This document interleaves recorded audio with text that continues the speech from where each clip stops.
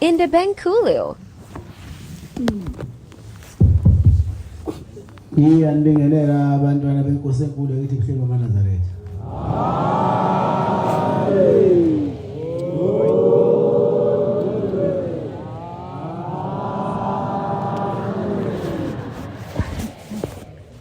Konzo yesabatha yasemizwe ibhatela inkosi uQwabe yasemthandeni inkosi imbusisi.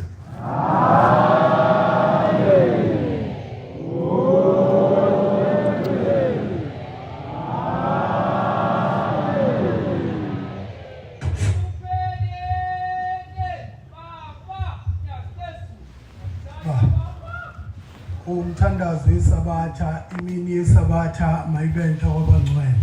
Makwandise umphathi wenkonzo. Usemakhosi ngizocela baba umshumeli wakho uGumede wasemthandeni asihole ngomthandazo yesabatha. uNkulunkulu ambusise.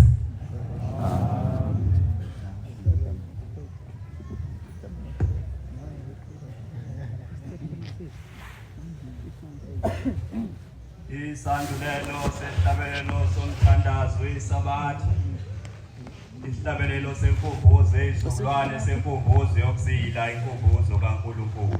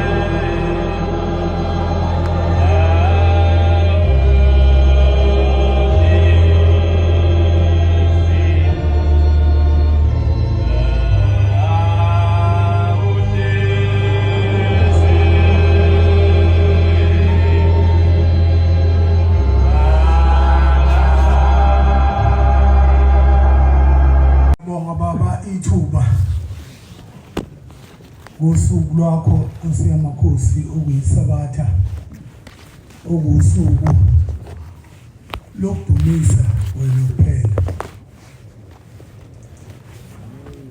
Ngiyabonga ithuba lokubane baba kube khona engushoyo kubantwana bakho. Ngiyacela ke Nkosi yamakhosi engizokhuluma ube lokho baba okwakhayo ube lokho kwemukelekayo phakathi kwendlu noma ngabe iqiniso kangakanani okuyikhona engifuna ukukhuluma ilokho okuyiqiniso.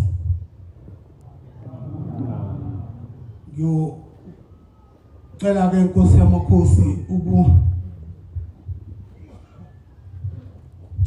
isibindi nje ngengoma ka-228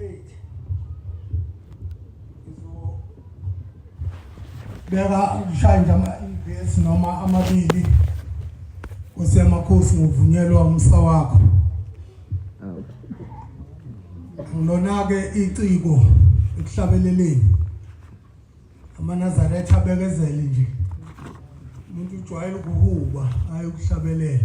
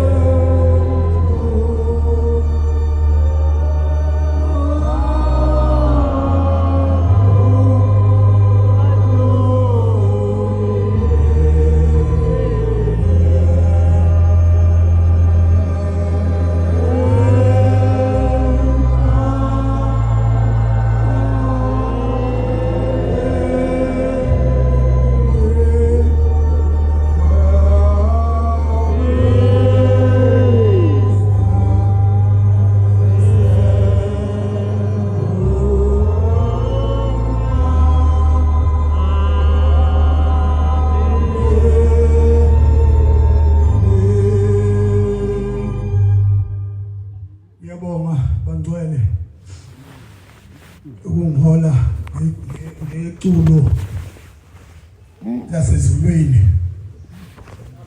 Manazaretha ayingcwele. Ngiyathemba onke umuntu usikhona phakathi kwalendlu engcwele. Siyazi ukuthi ubalulekile eManazaretha ukuthi sibuye silande emumva la esizwa ukuthi isuka khona le ndaba esikuyo.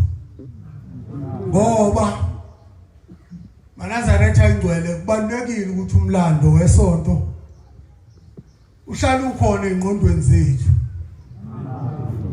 Ngoba kuyakusiza lokho ngoba umuntu usuke abe nolwazi ukuthi usukaphi okumenza kube lula ukuthi aqhubeka ephambili. Ngoba umuntu oqhamuke segibela istaff kwesinye isikhathi ufika ngezwa okuyikhona ebese iqambela kwakhe. Ilapho ke Manazaretha la ilahleka khona inkolo kuthina ebese singena ekupaphalazini. Ngifuna ukulanda nje indaba endala esiyaziyo sonke ukuthi uma ubaba omkhulu efika elisungula leli bandla walisungula baba khona abantu basondela. Okuthe ngokuhamba kwesikhathi ubaba omkhulu wakhumbula ukuthi konje leli bandla likaNkulunkulu alisungulayo aliyona into esunguleka ngaleso sikhathi bese yaphela. Ubese ebuza uNkulunkulu ukuthi konje mase kufika isikhathi sakhe sokushiya kulomhlaba esebuyela ekhaya ezulwini yini yokwenzeka ngaleli bandla. Uthi uNkulunkulu phindele emumva emzini wakho uyolanda lawo amadodana akho amabili. Ngizokhuluma ngamabili nakuba babe bathathu sibabona sizingane kuphakameni.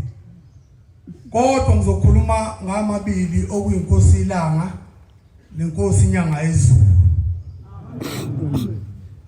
Ngoba Manazaretha izinto zonakala emumva ngokuthi abantu bangayinaki izinto ezisemqoka mase bengaphakathi emzini oyingcwele ebese beduma lodumo. Ngoba nalesi sikhathi esikuso kwakhulunywa ngaso abadala bayazi ngoba kwashiya ukuthi kuzisikhathi la kuzophithizela la esontweni kugcwala imali. Abantu bese benaka imali bangabe besamnaka uNkulunkulu. Bese abantu beqhuba imali phambili bese bekhohlwa uJehova. Washiyo basitshela abazali bethu. Ingakho nje ngibeka leli iculo elithi sibakhumbule. Ngoba basitshela ngalokhu kuhamba Manazaretha ingcwele. Kwesinye isikhathi ungabona siphume eceleni thina ngokwakho ukubuka. Wena ucabanga ukuthi siphume eceleni kanti senza thina esikwaziyo. Senze sikwaziya ngizokhuluma ngibhekise kumuntu ningixolele Manazaretha. Kodwa ngizokhuluma nje ngiqonde ngithi ngqo. Ngoba uma sisukile emakhaya njengoba ngila mina yenye into la engqondweni. Ngizokhonza uNkulunkulu ushembe unyazi lezulu. Amen. Uyabona ke mase kuqhamuka ezinye izinto eziseceleni. Asikho isidingo sokuthi usungiphoqa ukuthi nami ngibheke lapha. Ngizobheka la ngibheke khona mina. Okuyinto okufanele sonke masila Manazaretha sazi ukuthi masila sisemzini kaJehova. Sisemzini onyazi lezulu njengamanje. Lithi izwi ke phindela emumva yolanda amadodana akho amabili nebala kwaba ubaba omkhulu eselanda inkosi ilanga eseyilanda nenkosi inyanga yezulu. Manazaretha inkulumo osizwayo le ukhuluma into oyizwayo ke noyibonile kwesikhathi kuba nomehlukwana. Kodwa khona la ngifuna ukuthi umuntu acabange khona. Ngoba kubalulekile Manazaretha ukuthi ingqondo isebenze kodwa ungabe usuhlakanipha uziweqe uzudlule nayo uNkulunkulu uqobo. Fanele ucabange ulingane nengqondo yakho. ngokuthi ukwazi ukubona ukuthi yabo la angidingi ukulandela abantu la kepha kudinga ukuthi ngisebenzise ulwazi engilwaziyo ukuthi ngesikhathi uShembe walanda amadodana akhe amabili wase kuba nombandela awubekayo othi inkosi la ngizophatha emva kwayo uzophatha inkosi inyanga izulu eyobisiwa umphethu wembele ilapho ke la kufanele ucabange khona ke mase kuthiwa umphethu wembele abaningi babese bebona ukuthi ukushuthi izohamba inkosi la bese yahamba inkosi inyanga izulu bese siyasala thina kanti wayingasho njalo uBombeni isitimela samampondo mayithi inkosi inyanga izulu izoba umphethu wembenge kwakuwukuthi mawusucabanga nawe ufuna ubuke ngoba khona indaba engizokuxoxela yona ukuthi eshuwa abadala ukuthi kwathi ngesisikhathi la nje ngeminyaka yo30 bani izelwe inkosi uThingwe emzini wasePhakameni ubaba omkhulu wathatha umhlangano wahamba nawo uthe esendleleni wayesekhumbula ukuthi lo mhlangano wabiza abathize wathi madoda lo mhlangano sowubikanga lo isihamba ngawo bathuka abantu ukuthi ngoba uyena nje ubaba umphathi akawubikanga kubani wayesebiza amadoda waphindelana ekhaya ePhakameni nifike la kuzelwe khona umntwana omncane nifike ningene nibike umhlangano bese niyabuya enza njalo amadoda afike enza njalo ngena bika edidekile njalo abika la kwakhona umntwana abuya azomtshela ukuthi baba sesibuya khona wathi niqedileka siqhubeke nohambo amen kwakuyinkosi uThingwe kwakobikwa kuyona amen iqhamuka kuluphi ukhali inkosi uThingwe kunyangeni yezulu angithi uyabona ukuthi yenzeka umnikazi webandla oliqalile esekhona thina ke manje sixoxela abadala siyacabanga sathi bancane umuntu eyibuka lento akusho ukuthi esikoleni uyofundisa uthisha bese kuyima ucabanga weyizwa nje indaba emihlangano uthi ayiyahlangana lento uthi ubaba eliholi bandla kodwa uthi akuyobikelwa umnikazi womsebenzi usho inkosi uthi ezalwe inkosi inyanga izulu nelanga bengakahlali kulesihlalo kushiya kanjalo kwenengqondo yakho ukuthi uyisebenzise ukuze umuntu abone ukuthi lo ohlele esihlalweni akahleli nje ngokuthi kuthiwa ubambile ngokuthi kuthiwa hayi sesifanele ukumsusa manje ebese sibeka omunye hayibo wemakholwa msana ukuyenza lokho thina ke lokukholwa sokulwela noma ngabe sesikhishile uma ukukholwa usikhipha sobuya la sesihamba nezinsizwa hamba ibhula ihlangu sizothi nangu uNkulunkulu okuyena thina esimaziyo so ukusikhipha la kuzokusilisa amahleza nje umuntu wasikhipha la so buya singaphandle sizolwa la uShembe thatha indawo yakhe abantu basemhlabeni bese siphindele emakhaya siyohlala yenzela ukuthi labo balokhu bekhanda amatulo la bawakhande bacabanga ukuthi abanye abantu abadingi ukufakwa kumatulo ngoba bayayazi lento kaNkulunkulu ukuthi kufanele ihambe kanjani so ubuya singaphandle singasancenge umuntu lokho nje kufanele ukubeke engakuhlonisi ajuleke maNazaretha uma inkosi isiwalandile amadodana nebala lahlala inkosi la maNazaretha akukho la inkosi la ngeyathi ikhuluma phakathi kwalomuzi naphakathi kwamakholwa amadala ekhona sasingekho sizingane kodwa kukho la yathi ngishiya nali iphepha noma ngishiya ini nje eshoyo ukuthi ngiyolandela ubani akaze kuze kwenzeke amen kuyofaneleke nina eningabafundisi funa nizwe kahle le ndaba eningabafundisi khona umfundisi isenzo leso ukufundisa bese kuba khona umfundisi igama ke lelo Omuntu bhala igama ethi umfundisi ufaka i-capital letter M. Kodwa uma ukhuluma ngomfundisi uvela ubhale nje ngama-small letters umfundisi. Umuntu ofundisayo ke umuntu okhipha ulwazi kuyena elifake kulabo abangenalo ulwazi. Uthe inkosi unyazi lezulu phezulu. Fundisani abantu imithetho yalokhu ukukholwa. Amen. Okushuthi lona vangeli elifunekayo uManazaretha manifika kwindawo ngeendawo nasemathempelini ukuthi bafundiswe abantu ngeindaba kaNkulunkulu ukusuka nokuhlala. Bese abantu betshelwa ngosuku lweSabatha batshelwe ngayo yonke into ngendlela efanele. Bawaze ngishilo ukuthi inkosi langa emhleni yayihleli masizwa okuningi siyakuzwa uManazaretha ngoba umuntu uzalwe mahlayeni inkosi isizo shintsha ibhanti. Siyalazi kodwa ilanga mina ngalibona ngalawa amamehla ayisemancane engamakhulu ngaleso sikhathi. Kuthiwa ngelinye ilanga sengidlule enkosini umqalo wendlela esewalandile amadodana sekufika isikhathi la eshiya khona. Isihleli inkosi langa enhlangakazi kuthiwa ngelanga entabeni. Kwake kwenzeka isimanga uManazaretha uxoxa abadala sasingekho thina. Bathi kwasuka inkunzi malanga yetshe phezulu entabeni. Idiza phezulu izofika ifahlaze la ezofahlaza khona. Kuthiwa wasukuma omdala wensuku. Wasukuma wema ngenyawo ubamba umjiva wakhe uqinisa wathi ngqi. Phambelini ke kwakuye ukuthi inkosi miphumile yahlala. Bese besondela. Abantu bezokotha nje. Bahlala eduze nenkosi bayothe kube kuhle.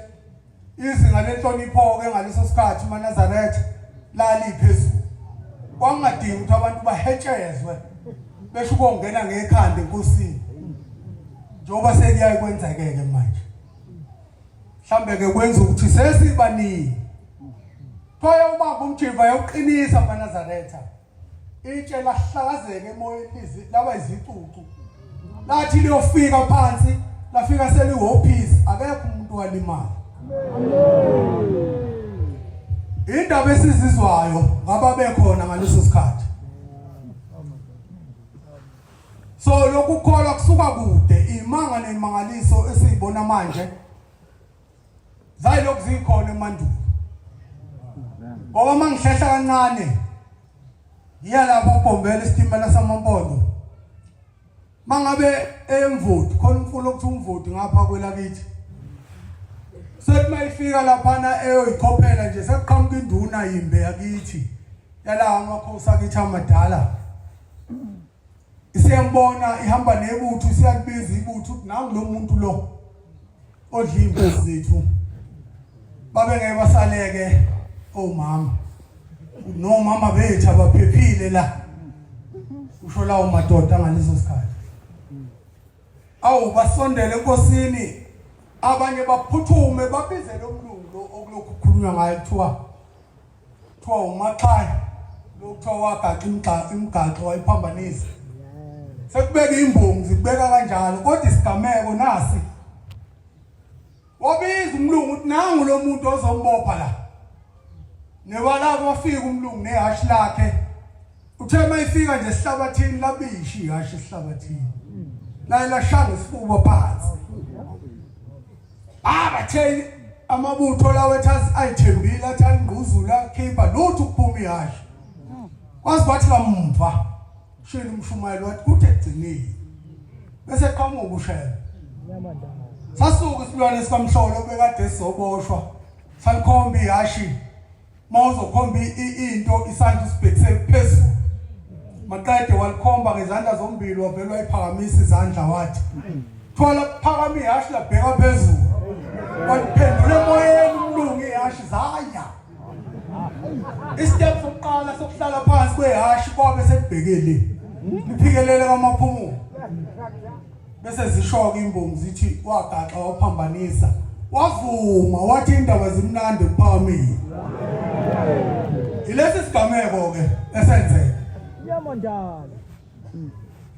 ngoba nangesikhathi uzo kuthiwa zesuka entabazo zaphezulu zajula thema sezehla zehlela emthandeni emzini wamakhosi ushiya ukuthi kwathi ngesikhathi inkosi uqwabe uMeseli eseyinkingeni impi isinqotshiwa belungu ehleli phakathi endlini kwaqhamuka izwi phezulu emqadini wendlu lathi qwabe hlala la ungaphumi ngizokutshela mase ngithi phuma walalela umuntu omdala edidekile ukuthi lelizwi liqhamuka owathi mahlayini lathi izwi phuma ke manje qwabe uhambe uyohlala phansi kwesihlahla sikhona isihlahla somgani uManazaretha sisekhona lapha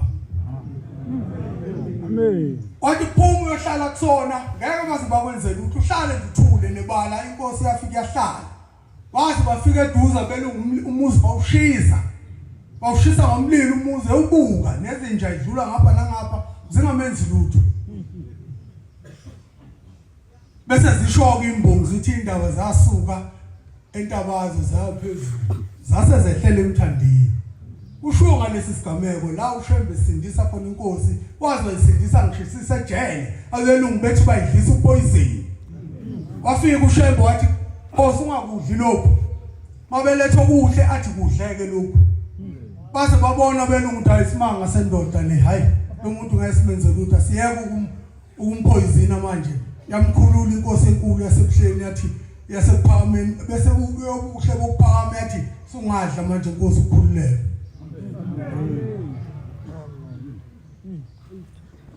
ngizela ukuthi abanye bangayishintshi lento ngake ngithi ngena la esontweni ngeze omunye bongela ondaba zasuka entabaza zehla zihlela kwaZulu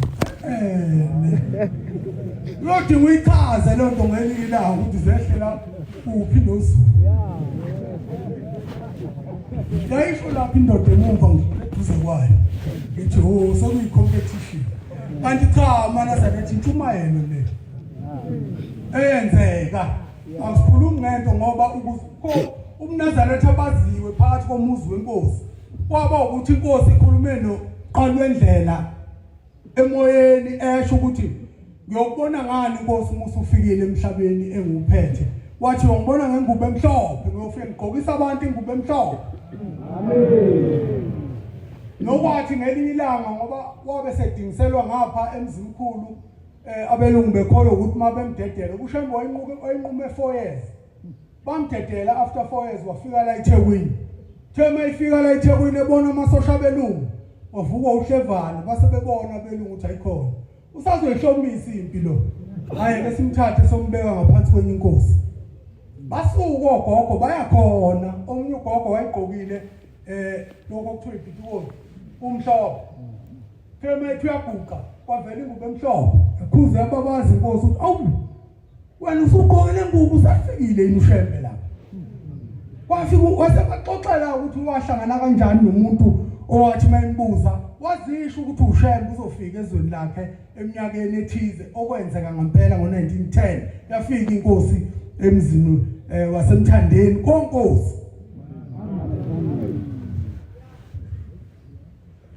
ngadidekike Nazaretha ukuthi indaba zini lezi ezaya kweliphezulu zehlele emzini wamakhosi emthandeni kusho ngoba uShembe wabonana okokuqala nenkosi yamaqwabe engakafiki ngokuphelele kulelizwe ebonana naye ngomoya bese zisho imbungu kanjalo ngoba sengichazile ningangizwa ke kabi nina bomageba bengilinganisa nje ngoba ngezwe indoda isho la Manazaretha yafuna njalo ukuthi nikwazi lokho ukuthi ngesikhathi ukhokho eseya esentshelene eshowe yoboshwa wahamba noZulu isizathu esasenza hambe noZulu isiphi na uZulu noqwabe bazalwa umuntu oyedwa umama oyedwa nobaba oyedwa umalandela uyise wabo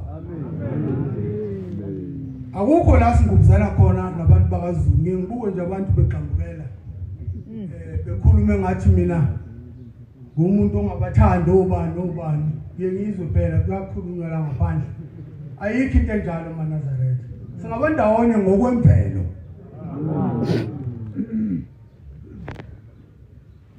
Ngiyadlula ke lapho ngoba angikhulumi ngathi ngikhuluma ngoNkulunkulu. Uthiwa ngelinye ilanga maNazaretha ngoba indaba yale ekhaya ungaze ucabanga ukuthi ingane kwayo. Kanti akusiyo. Uthiwa ngelinye ilanga sihleli isilwane sikaMhlola inkosi yesibili enhlangakazi intokazi zigida. Ushaya ngempela umgidi kuthiwa zawushaya bazisho ngamagama. Ngicabanga ukuthi omunye okuthiwa wayekhona lapho uLina Mtungwa nombela ithutha amakhosazana angalesa sikhathi sasingakabiki. Kuthiwa yasukuma inkosi yamaZulu nomhlaba yomisa umgidi yathi hayi bantu bami ngendlela esengigida ngayo akusewona umgidi wala emhlabeni. Nina ke manje ngigida umgidi wasezulwini. Uma ngavuleka umgodi manje ningene nonke phakathi ningangena nigijime ezulwini. Amen. Zoshaya intokazi. Sesibukeke nathi intokazi ushaya kwamanje zushaya uzuku ube nohlevane nawo ufisa sengathi ungayongena. Uthi usubuka phela cha. Ikhona ihlayisutho okungenwa kuyona. Inkosi ilanga ke leyo maNazaretha okuyinkosi yesibili. Sokuthi sesi ngelinye ilanga sedlulile enkosini ilanga. Sawafanyana nje khona emzini wasePhakameni. Sahlukelwe lapha ongala. Sikhona ke thina la sizingane ihlomelene kodwa thina sibona kusamdlawana nje. Ukuthi obaba bethu ngala siyafisa ukuthi sibabone betholele phezulu nalabo. Sizingane phela sazi ukukhona ukufa la. Amen. Yafika inkosi inyanga izulu. Angisazi ke noma yayihamba namaphoyisa ngoba sasibancane sile emumva. Sithe sibona umshumo uyongena ngaphakathi. Habe. Umkhulu engena ngaphakathi ehambela nje hamba exoxa nalabo axoxa nabo. Awusalandela. Ngitshela ukuthi maNazaretha sangena sayisawufika ezantsi endlini yesonto. Angazi ukuthi ubaba wayeyothathani noma wayeyokwenzani lapha. Kodwa safike saba sezantsi into engayiqaphela. Ngoba sasimthanda ubaba amehlethe engasuki kuyena. Awuzukhuzuka impela ubambelele ngezandla phansi ungasayibuki nendlela sibuka yena. Hawu ubaba ngoba laba abantu alifakwa kuye nodaka. Wahamba ebelefile ehambela nje khululekile. Nathi simlandela sambe sigxuma singabafana. Ayisayisajike ezantsi obuya wazophuma. Uma sephumile sesiwela. Sithi yabheka emuva. Nansi indoda isenegazi la emlonyeni. Inenhlabathi ukhomba ukuthi kade iqabula inhlabathi ngomlomo. Hawu. Lo baba wenze njani? La ngemuva unengozi la isiphuma.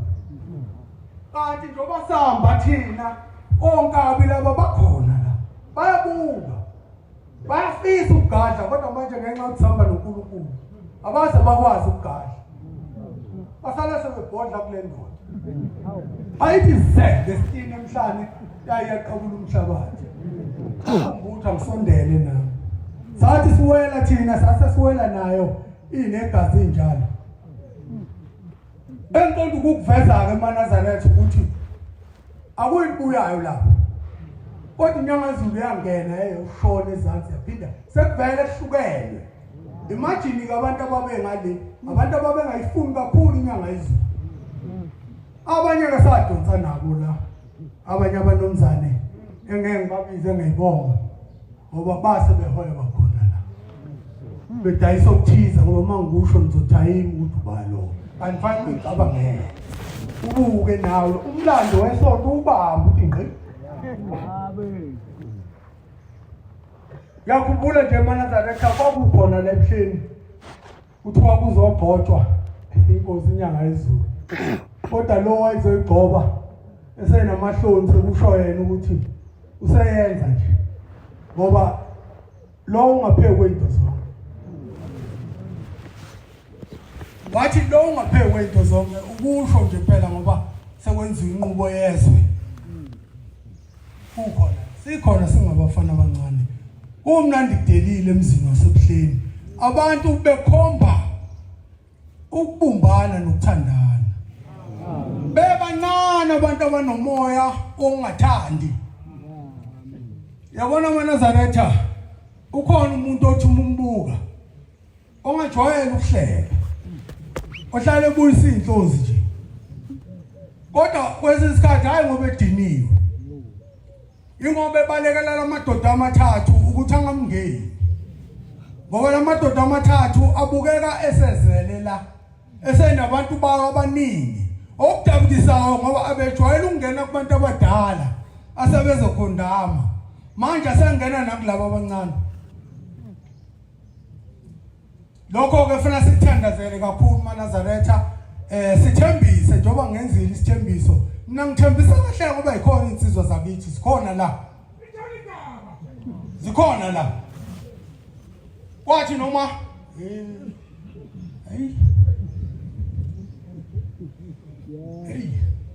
uthi kuke kwaba nesikhathi enzima maNazaretha esike sebhakana nathi la enake nahlangana khona amakholwa nathatha inqumo waphuma ko Facebook uthe amakhosi awabulawe ngoba amakhosi enze isigameko esikhulu. Angizukungena kakhulu ningashawa uvalo. Ngizothinta nje. Kodwa zakithi insizwa zasha phansi ngonyawo zathi hayi khululeka Nkosi. Awudingi ngisho ukugadwa. Hamba nje. Akho umuntu ozokuthinta ngoba siyazi emthandeni yethu ukuthi awusoze waphambana nalo bakhosi. Nokuba sezulwini. Izoshiya kunjalo ke akukhona okwami. Mina ngafunda esikoleni la kwakuthiwa khona sifundiswa iBhayibheli. Khona la kwathiwa khona bantwana uJesu wathi mayifika la emhlabeni wayezile ukuzokwehlulela. uJesu wayezofundisa abantu ezobhekana nezoni eyithatha eyifaka embusweni wezulu. Manje mangibuka uShembe khona phakathi kwethu. UShembe kehluleli. Okusho uShembe uzofundisa la. uShembe siyohlangana naye hlala sitshela ukuthi sohlangana naye phezulu inkosi yamakhosi yona emile eshoyo ukuthi wena ngena ngala wena ngena ngala. Okusho ukuthi isuke siyehlulela la. Yekanike nina abantu ukwehlulela abantu la emhlabeni. uShembe uzolanda zonke izizwe. Amen. Bathi abadala kwake kwafika ivakashi ngabantu emzini wasePhakameni. Safeza sabuza enkosini emaNazaretha. Yithi inkosi ilanga sibuza ukuthi Shembe yini enza ukuthi mawungena kulabo bantu uphakamise izandla. Thoyathi hayi bantu bami ngimema wonke umhlaba amagumbi amane azophelela la ePhakameni. Amen. Indaba endala lezi okufanele uyithathe ukuthi ngiyakufundisa. Amen. Ukuthi lokhu ukholwa kusukaphi? Ngoba thina sizalo baba phela obaba badala kakhulu maNazaretha. Mina ubaba wami wazalwa usele iminyaka noma emihlanu. Inkosi umqalo wendlela akhothama. Usho ukuthi ubaba wena iminyaka ewu5 ngesikhathi umqalo wendlela eshintsha ibhanje. Wayena 5 years. Nakuba wayengekho ekholweni kodwa ngaleso sikhathi wayazi ukuthi kwenzakalani, wayewazi umlando ukuthi usukaphi umlando wethu nalokho ukukholwa. Ingakho uMaNazaretha kwathi makufanele ubhabhadiswe weza la ePhakameni baba. Wazokhuleka ekhuleka naye hamba nabo ukuthi inkosi ilanga liyombhabhadisa emthandeni. Kodwa base bebaningi abantu abasebekholwa kulokukholwa ababelo bemshilda. Kuyaxolisa ulimi lase groundini ukushilda. La usuke uvikela ibhola ukuthi omunye angalitholi. Babelo bemvimba bengafuna azongena kulokho wazi wabona ubaba ukuthi ayikhona okusho ukuthi inkulu indaba isephakameni nanka lamadoda engivimba elokho enza izaba wayesethi hayi kulungile uxoxa yena amaNazaretha uthi wathi ngathi kulungile uma uNkulunkulu lo evele ezulwini ngiyazi obaba nobaba omkhulu bazokwenza enze lokhu mina engicabangayo nengikufisayo ngizohamba ngiyomcela ngendlela yakhona azongibhabhadisa kodwa uma engezile ayingengikholwa ngoba ngiyobona hayi futhi ushembe uphethwe yilabantu ke bazongiphatha nami mangena ngaphansi kwalokukholwa ngitshela ukuthi uManazaretha ushembe kwangazi ukuthi uyabhula bathi bemvimbe endaweni athize ukuthi bazomthatha bamise la bethanda khona baqhamuke seqhamuka ngasenhla bathi bezwa ushembe ungena emthandeni mabe nqodozela uboneke inkukhu yaliwe emarket sebefika sebezozenza into ezihloniphekayo bafika wabhabhadisa ubaba ikhethe inkosi wamlandela uJehova amen kukaningi ke eManazaretha ngoba angizudonsa kakade ngiyafisa ukuthi ngisheshe ngehlele ngezansi kusekuhle kona ngeke ngishiye ukuthi ngesikhathi senkosi inyanga yezulu yafika kithi ngo1978 ngake ngayisho le ndaba yathi mifika athi kuzoqondana nesikhathi la uNkulunkulu esebiza ubaba kaBaba umkhulu wami uNoyihibe wathi membiza kwakuyilanga lomgidi intombi emzini wasemthandeni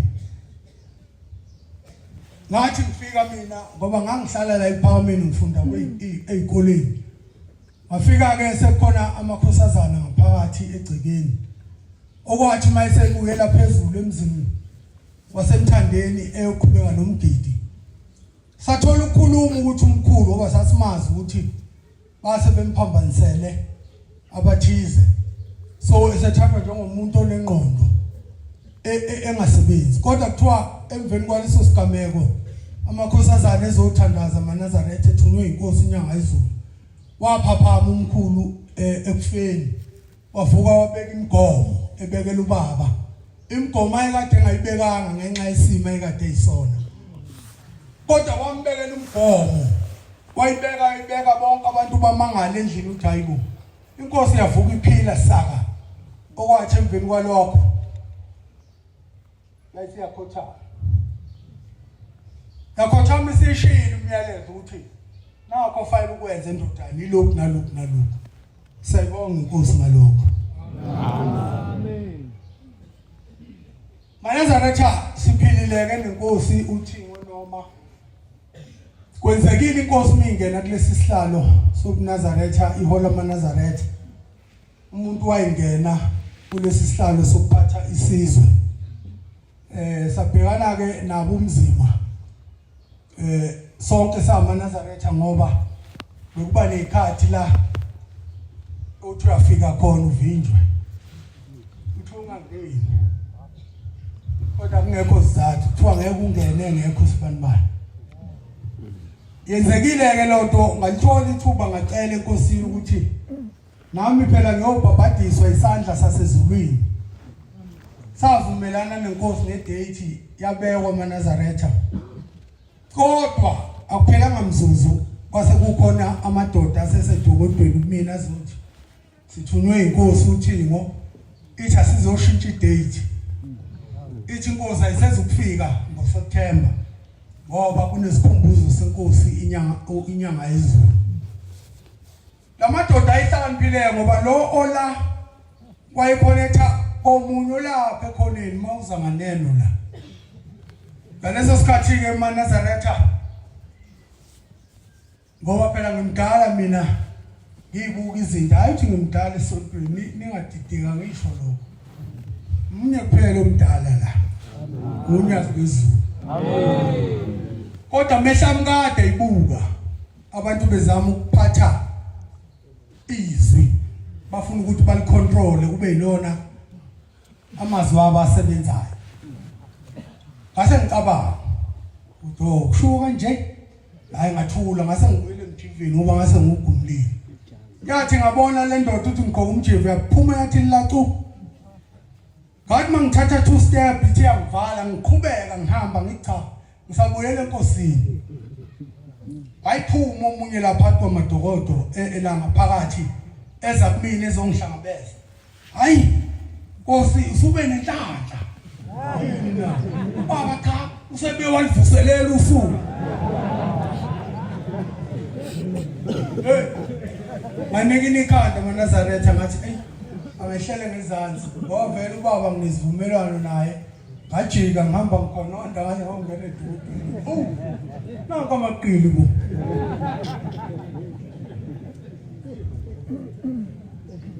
Inkosi uThimo maNazaretha abantu bawusebenzise kabi umusa walo kuningi abantu bebekwenza ongekuhle no obelikhulumela bethi Inkosi sithe kwake kwathi ngelinye ilanga singena samakhosi kuyimina inkosi yaMaqadi noNkosi uBhala nenkosi uZwane nenkosi yakwaDube esikhawini uThimo losiflathela makholo bheka le usaphuke emoyeni Nkosi yami sizosenzeni kuJehova satha sibheka nali iqadi ukuthi Nkosi wena omdala la benoDube ibona ufuna basho ukuthi kwenzakalani lakunge iqadi lathi baba Nkosi yamakhosi senzeni baba ethula uthe suku yaphenduka yathi makhosi nani niyangikhaphela nani nihlangana nezitha zami nibeka enye inkosi ngikhona salimali emphefumulweni maNazaretha abantu sebengene kubaba bakhuluma into engekho ngathi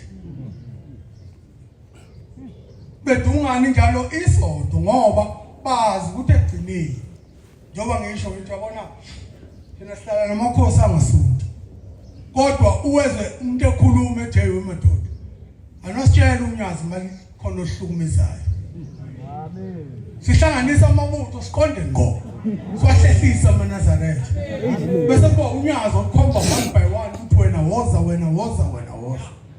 so ningamthatha ushazi makholwa uthi mawuthi usikhiphe la ebuhleni usucabanga ukuthi uzoqanaza yila sizoba nezinhloli khona kakhulu amen ngoba into embi ehluphayo bantu yilokho kufuna ukuthi umuntu angene entweni ejulile lento yokuNazaretha kwayengeke uJehova afunge ngesihlahla enkabazi athi yabo lesihlahla siyosiphenduka itshe kuyobe kubufazi ukuthi uNazaretha ngempela amen wena ubusuzofuna ukwakha uzungu lokuketula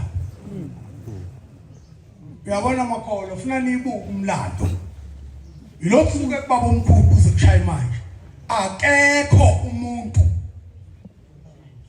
oyowushintsha noyobeka uShemba athi nangu uShemba uyombona ngani uShemba ufanele ukulandela ngoba abazali bethu bathi yathi inkosi endala uShemba ongempela emveni kokusunguleka koShemba abaningi uyobonakala ngathi njoba singaka nje akekho tshela umuntu ukuthi asebuhleni nangaleso sikhathi ke uma inkosi ithanda iyonkhambisa emfihlakalweni siyokuyozenzakalela ukuthi imlandele amen ngisho ngaqhamuka nembhalo ebhaliwe uma ingathinti unyazi lezulu lo mbhalo ifile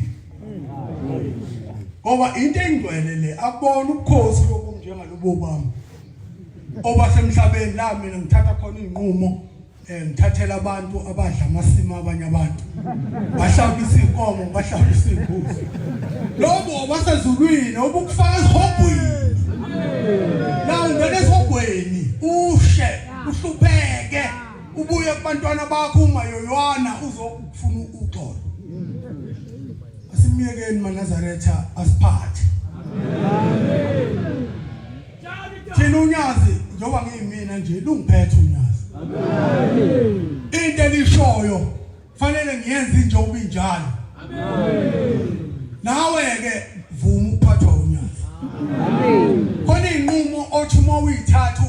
ubone ufuna ucabanga uyibone wena no uyabona isinqumo singaphekwana lesi sidinga umnikazi uma ukuthi umnikazi la uzosifundisa ukuthi singene kulokholwa uzosimema sonke awupheleke lo mqondo okuzondana amaNazaretha amen ake ngishephuleke mina ngokucabanga kwami into eyoqeda lokhu kuzondana ukuthi sihloniphe silalele imithetho injengoba injalo amen eyasungulwa uNkulunkulu singazakheli eyethi imithetho amen mina ngikhula ngangazi ukuthi la esontweni mangeke ngaxabana nanangiqwabe washo umuntu impela sangezwani uma ekhishwa ufuna ngikhishwe nami sihambe soqeda ingxabano yethu ngaphandle sibuye sesoxolisa sobabili la esontweni emzini kaJehova mina ngikwazi ukuthi mangiyimina nje ngingaba netulo lokukhipha nangiqwabe la esontweni ilapho inzondo iqala khona la umuntu ekhishwa khona omunye umuntu esontweni ungaziyo ukuthi uphetheni ngale lonto manje ngase nigweme amaNazaretha ukukhiphana ngaleyo ndlela kuba khona ukuthandana futhi mangase kuphela ukugwebana okunzima lana umuntu ayengagwetshwa amaNazaretha kanzima ngoba wayisuke efundiswa uma ngabe ushambethe amagumbo mane umhlaba wafuna la lo muntu okophumile yena uyokwenza njani so ukukhishwa kwabantu la ukubafundisa futhi umuntu akakhishwa ukuthi ahambe ofa munye nokusho lokho unyazi bezulu amen thina okwethu ukuthi awuhlale lapha ngaphandle kwamatshe ukusetha ingqondo le uyenze icabango bese uyabuya kuzohlambula ukungena esontweni ngoba ushamba uthe bonke abantu bezesontweni asibekeke nathi makholwa engqondweni ukuthi lo ophambi kwethu unyazi bezulu khona engakusho uNkulunkulu wethu lo phambi kwethu samakhosi sikhulumela phansi asihlebi thina sikhulumela phansi siyanqumuza elinda angiselindi phela sithi hey leli pulpit engaka ngabe ifurniture engakanani ezongena hey ayi asazi sathi masifika phambi kwesihlalo into yokuqala nje asibingelela ngayo ukuthi makhosi niyabona lela pulpit engabe ifurniture engakanani ezongena hey akubona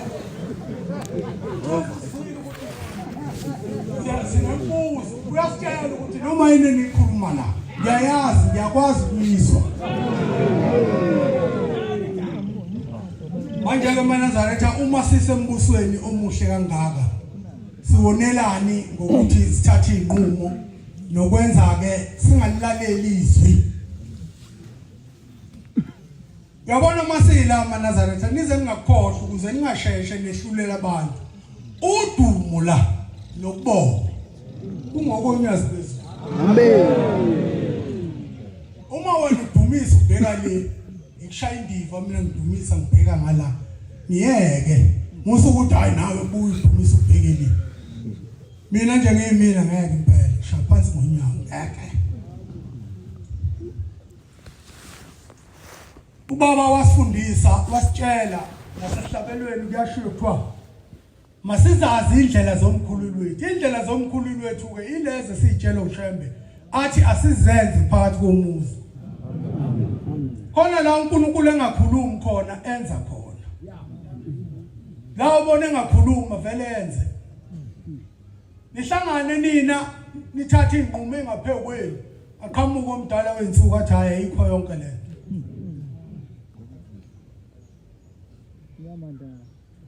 thina siyabonga ngiyazi bezulu ukuba khona kwakho phakathi kwaloku ngcwele ngoba uthi Nkosi isimo sesishubile abantu sebephethe ukhwasha impela kubonakala ukuthi hayi kuzobonakala busuqhamuka bese qhamuka uJehova aqhamuke la abantu bengamlindele khona sethi bizana amakhosi bizana abafundisi bese beyibuza onkabe la ukuthi hey ingabe sikuphike thina makunje fanele bacabangeke abantu bangaphinde abantu bathathe inqumo engaphekwayo ngoba thina siphethe amakholwa angakholwa mangithi amakholwa angakholwa ngisho abantu abangekho la kodwa abathi olwabo unyazi nezulu. So uma unyazi lungakhala ngeke bona baqhamuke bezimvukuzane behamba phansi. Bawuqhamuka obala ngeke bavumbuke kuthiwa awuvumbu vumbu. Qhamuke sekuneyinqumo engenamuntu ongayimela uma ungayishalenja lezo inqumo ufuna kulinda ubusuku. Bona bawuthatha inqumo emini. Bakhona abanye la. Angikhulumi ngento kude. Abalindi icommando kuyiyona yona ngempela yobiqhamuka ukuthi madoda onakele. Ngakho ke makholwa maNazaretha ingcwele. Ngiyacela siphathe kahle phambi konyazi lezulu. Sengihlala phansi ke bangcwele. Ngiyafisa ukuchaza kancane ngalomcimbi oholele ekutheni uJehova uNkulunkulu inkosi yamakhosi inikeze thina abaqwabi inkonzo ngosuku lwanamhlanje la sinomgubho khona. Lo mgubho maNazaretha waqhamuka kukubi. Abantu bakaqwabe babeshaya ujenga njengawo wonke amakholwa beyobika enkosini, beyobika izinsizi zabo. Owathi uJehova ma ebahlole ebuka izinsizi zabo wayibona ukuthi zingapheki kwamakhanda abo. Wabona uShembe ukuthi ayikho indlela engayenza kulabantu ukuthi ngibenze bakhonzele okhokho babo ngendlela esetshenziswa la ePhakameni. Wayesubaba esungula lokho ukuthi sibe nenkonzo, wayesesungula ukuthi sibe nomgidi. Bese kuyahlatshwa ke kucelelwa abalele intethelelo banguni egamekweni enzima. Umuntu angathi bayikhaza la abantu bashwabane. Ngakho ke lo mkhosi akuwona ukujabula epha ocelela abalele nathi ukuthi uNkulunkulu asikhumbule kulezi ayiphambeko. Ukanjalo ke emakholo kwathiwa uyoyekiswa uNkulunkulu osihlalweni. Asikwazi ukuyiyekela. Uma uJehova esathi asuqhube kuyobe kusho ukuthi abakalungi laba esibalungiselayo. Kodwa mayesethi asuyeke ilapho kuyobe sekulunge khona. Ngisho kulabo ke abanganalo ulwazi lokuthi kungani senza kanje. Nkosi yamakhosi ngiyacela baba ukwehlela ngezantsi. uNkulunkulu nabakithi ngiyacela bashayi baphozise la engithe ngaphahluka khona ngangabeka ngendlela. Ngabeka ngathi ngise kundleni yamacala la ngihlawulisa khona izimbuzi, ngihlawulise nenkomo, ngishaya imithetho la bengisendaweni kaNkulunkulu ngikhuluma izwi likaNkulunkulu. Inkosi ayibusise eselizwini. Amen.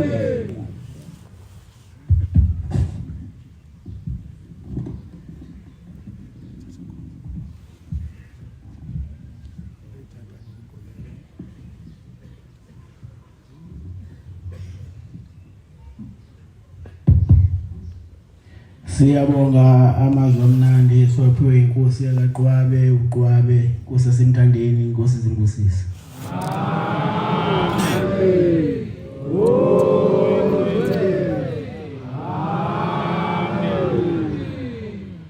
Sizovala inkonzo yethu yamanje ngesihlabelelo se-15. Cela uMshumayeli Gumede aseqinisweni asihola lesihlabelelo inkosi izimbusisi.